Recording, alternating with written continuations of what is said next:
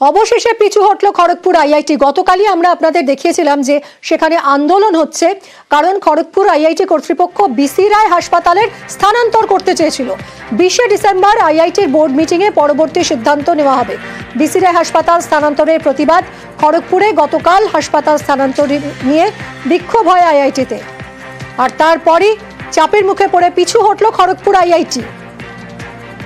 শঙ্কর, আমাদের প্রতিনিধির সঙ্গে কথা বলবো। শঙ্কর, আমরা গতকালই এই বিক্ষোভের খবর দেখিয়েছিলাম, আজ অবশেষে খড়গপুর আইআইটি তাদের সিদ্ধান্ত থেকে পিছু হটলো, কি বলছে তারা? একেবারে দেখো মিমি, তোমাকে জানিয়ে রাখি যে এই যে বিধানচন্দ্র রায় টেকনোলজি হাসপাতাল রয়েছে আইআইটির জন্ম লগ্ন থেকে, এবং এই হাসপাতালকে 4 kilometre Srirampur Mukhopadhyay super speciality হাসপাতালে নিয়ে যাওয়ার পরিকল্পনা করেছিল আইআইটি, যা নিয়ে নোটিশও দিয়েছিল।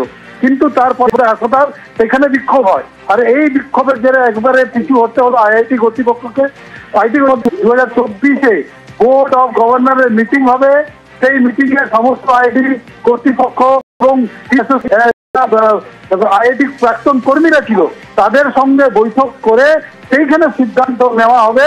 তারপরেই সিদ্ধান্ত হবে যে এই হাসপাতালকে সেইখানে নিয়ে যাওয়া হবে কিনা। ফলে আইআইটি যে কর্মীরা, তাদের যে আন্দোলন ছিল, সেই আন্দোলন থেকে বলা যায় যে পিছু পা উঠেছে আইআইটি।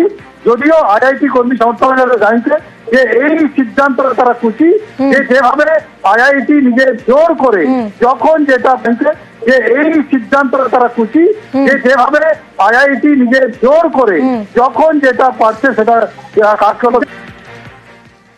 আইআইটি ডিরেক্টর এবং রেজিস্ট্রারের দ্বারা যে কালো সেই আদেশকে স্থগিত রাখতে বাধ্য হয়েছেন, এবং ওনারা একটা নোটিশ করেছেন, অর্ডার করেছেন যে বিওজির মিটিং 20শে ডিসেম্বর হবে। স্থানান্তর হবে কি হবে না সেটা বিওজি মিটিং এর মধ্যেই সিদ্ধান্ত হবে।